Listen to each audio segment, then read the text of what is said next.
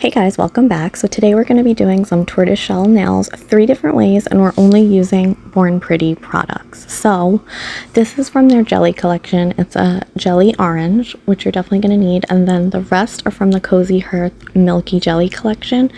So I'm going to take this first for this first way, which is the original way, I would say. So I'm going to do 2 coats of this jelly orange. I have to say that the base color is pretty important. You want it to be a jelly because it gives just like a nice ambery effect, and I really like all these polishes so much.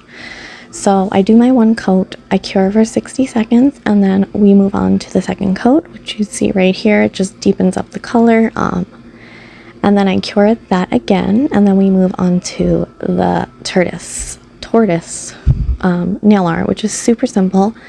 I did a set for myself, which I absolutely loved, so I wanted to show you guys how I did it. So I'm also taking now this Born Pretty base coat, which is my absolute favorite, the top coat as well, and I'm just doing a nice layer as even as I possibly can. This is the important part to get the effect of the tortoise shell.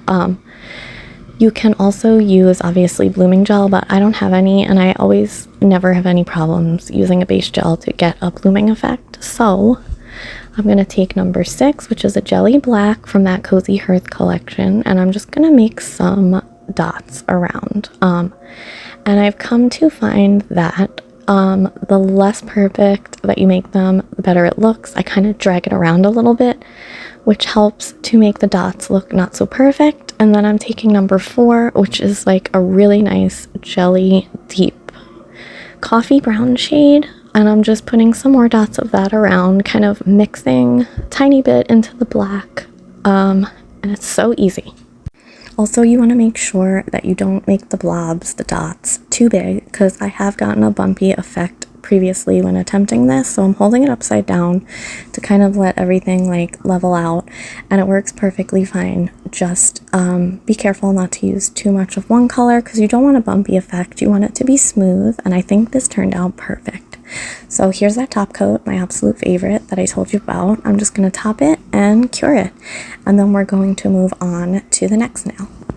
So right now my nails are growing. I haven't bitten them. They're still super short, as you can see, but I did put a layer of hard gel on them. I'm trying to leave them alone for like a couple of days just to get some more growth, but I'm trying to leave my cuticles alone. I think I'm getting a little bit better. And the hard gel is definitely nice. So I'll let you know how that goes, because I want to start using the hard gel as a protective layer under my Gel X sets, and Gel X tutorials are coming back very soon. That's why I am trying to get my nails in better shape and get some more growth on there. So we're done with the first one. I had this duck nail laying around, and I figured it would be cute to test it out. So we're going to use only gels from that Cozy Hearth collection, and this is the perfect amber jelly orange, but it has glitter in it. So we're going to attempt the tortoise nail trend with glitter as well, and it looks really cute, guys. Spoiler alert. So I'm just going to do 1 coat of this glittery orange, nice and even, and then I'm going to cure it for 60 seconds, and we're going to repeat the same thing that we did on the first nail on this one.